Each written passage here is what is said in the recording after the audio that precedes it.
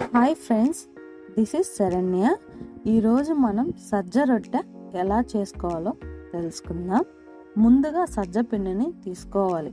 కొలతలు లాంటివి ఏమీ అవసరం లేదు.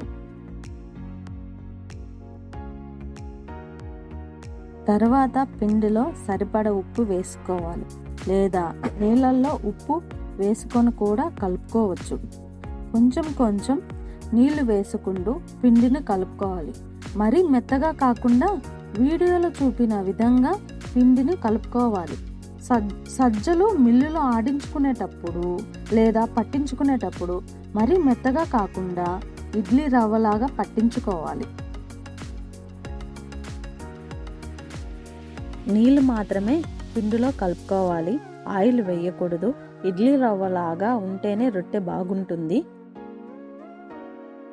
తినడానికి మెత్తగా గోధుమ రొట్టెలాగా కాకుండా ఉంటుంది.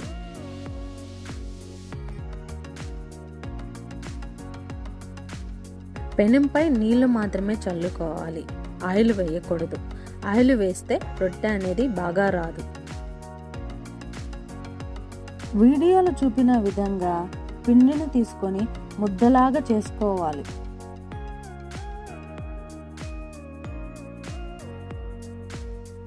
తర్వాత కాటన్ క్లాత్ తీసుకొని దానిపైన నీళ్లు చల్లుకొని రొట్టె చేయడానికి బాగుంటుంది. ఇలా సద్దపిండిని ముద్దను తీసుకొని ఇలా కొద్దిగా వెడల్పుగా చేసుకోవాలి. అప్పుడే మనకి రొట్టె బాగా వస్తుంది. కొద్దిగా పిండిని తీయాలి. తరువాత ఇలా అరచేతితో తడుతూ ఉంటే రొట్టె గుండ్రంగా వస్తుంది. అరచేతితో రొట్టెను అనుకునేటప్పుడు అన్ని వైపులా సమానంగా పల్చగా అనుకోవాలి. ఒకవేళ మందంగా రొట్టె చేసుకుంటే రొట్టె అనేది బాగా కాలకుండా పచ్చిగా ఉంటుంది. తినడానికి అంతగా బాగుండదు. గట్టిగా కాకుండా రొట్టెను నెమ్మదిగా తట్టుకోవాలి. పెనం ఎంత సైజులో ఉందో రొట్టె కూడా అంతే సైజులో చేసుకోవాలి.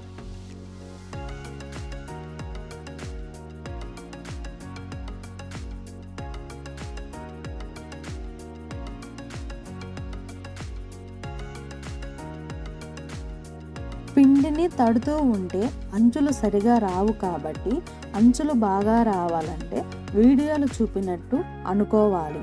అప్పుడే మనకి రొట్టె గుండ్రంగా బాగా వస్తుంది.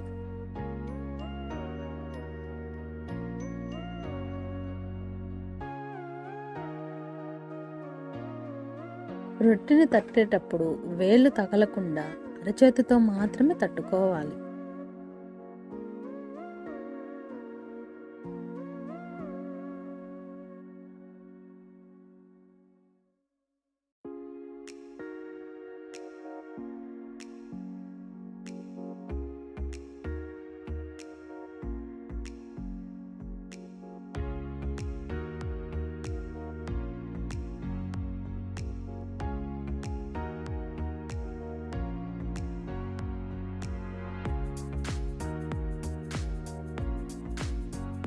రెండు చేతులతో రొట్టెను గుడ్డను పట్టుకొని జాగ్రత్తగా పెనంపై వేయాలి.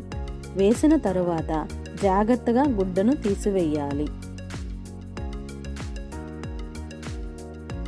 ఒక రొట్టె పెనంపై ఉండంగానే మరో రొట్టెను మనం సిద్ధం చేసుకోవాలి.